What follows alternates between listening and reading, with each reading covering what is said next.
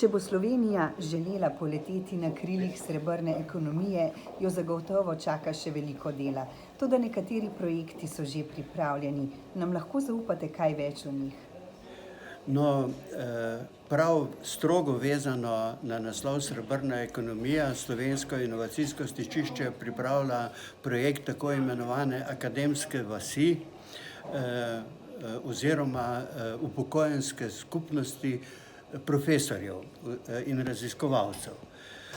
Ideja ni popolnoma originalna. V Ameriki imajo zelo pogosto na univerzitetnih kampusih upokojenske skupnosti, kjer se starejši upokojeni profesorji lahko srečujejo, živijo svoje relativno normalno socialno življenje, istočasno pa jih seveda lahko univerza oziroma okolica uporabi tudi kot svetovalce, brezplačne svetovalce, kot mentorje in tako dosežemo v bistvu istočasno stik generacij in seveda tudi uporabo, če beseda uporaba je v tem primeru grda, no, ampak sodelovanje z starimi profesorji in taka oblika sodelovanja se je v Ameriki pokazala za zelo uspešno, saj jo imajo že približno na 100 univerzitetnih središčih.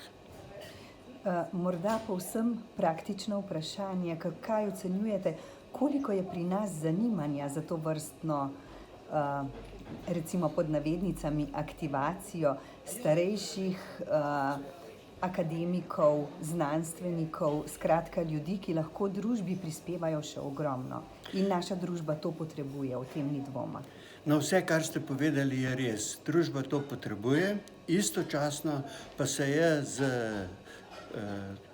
kako naj rečem, neumnim Zujfom odrekla prav tej generaciji. Upokojila je celo vrsto univerzitetnih profesorjev pri 65 letih, pri čemer je danes vsakomur jasno, da 65 let ni neka starostna meja, kjer se ne bi dalo uporabiti znanja teh ljudi.